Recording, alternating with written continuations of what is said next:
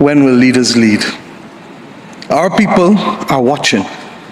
If 1/3 of the world literally prospers and the other 2/3 of the world live under siege and face calamitous threats, leaders must not fail those who elect them to lead.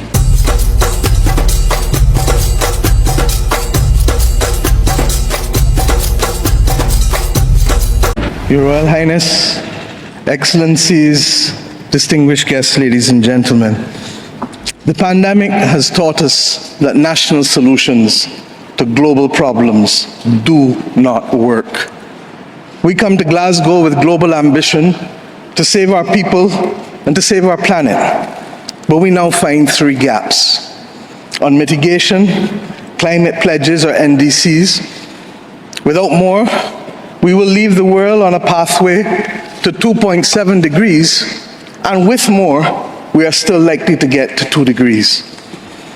These commitments made by some are based on technologies yet to be developed, and this is at best reckless and at worst dangerous. On finance, we are $20 billion short of the $100 billion, and this commitment, even then, might only be met in 2023. On adaptation finance remains only at 25%, not the 50-50 split that was promised nor needed given the warming that is already taking place on this earth. Climate finance to frontline small island developing states declined by 25% in 2019. Failure to provide the critical finance and that of loss and damage is measured, my friends, in lives and livelihoods in our communities. This is immoral and it is unjust. If Glasgow is to deliver on the promises of Paris, it must close these three gaps.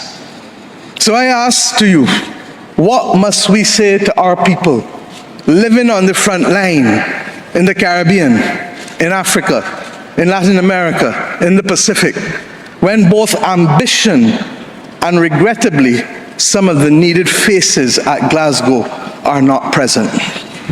What excuse should we give for the failure? In the words of that Caribbean icon, Eddie Grant, will they mourn us on the front line? When will we, as world leaders across the world, address the pressing issues that are truly causing our people angst and worry, whether it is climate or whether it is vaccines? Simply put, when will leaders lead? Our people are watching, and our people are taking note. And are we really going to leave Scotland without the resolve and the ambition that is sorely needed to save lives and to save our planet? How many more voices and how many more pictures of people must we see on these screens without being able to move? Or are we so blinded and hardened that we can no longer appreciate the cries of humanity? I have been saying to Barbadians for many years that many hands make light work. Today, we need the correct mix of voices, ambition, and action.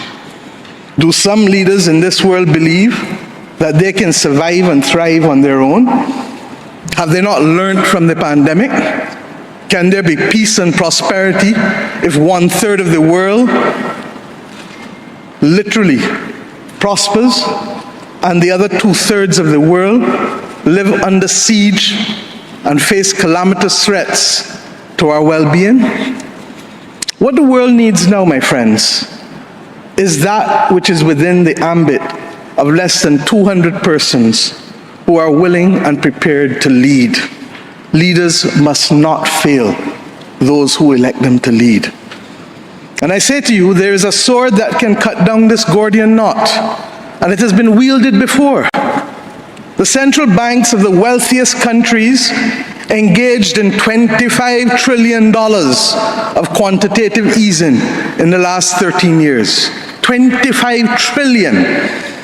Of that, 9 trillion was in the last 18 months to fight the pandemic. Had we used that 25 trillion to purchase bonds, to finance the energy transition, or the transition of how we eat, or how we move ourselves in transport, we would now today be reaching that 1.5 degrees limit that is so vital to us. I say to you today in Glasgow that an annual increase in the SDRs of $500 billion a year for 20 years, put in a trust to finance the transition, is the real gap, Secretary General, that we need to close, not the 50 billion being proposed for adaptation. And if 500 billion sounds big to you, guess what? It is just 2% of the 25 trillion. This is the sword we need to wield. Our excitement 1 hour into this event is far less than it was 6 months ago leading up to this event. Can we, with those voices and these speeches from Sir David and others, find it within ourselves to get the resolve to bring Glasgow back on track? Or do we leave today believing that it was a failure before it starts? Our world, my friends, stands at a fork in the road. One no less significant than when the United Nations was formed in 1945. But then, the majority of our countries here did not exist. We exist now. The difference is we want to exist 100 years from now. And if our existence is to mean anything, then we must act in the interests of all of our people who are dependent on us.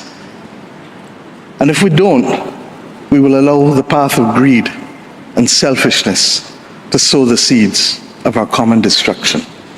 The leaders of today, not 2030, not 2050, must make this choice.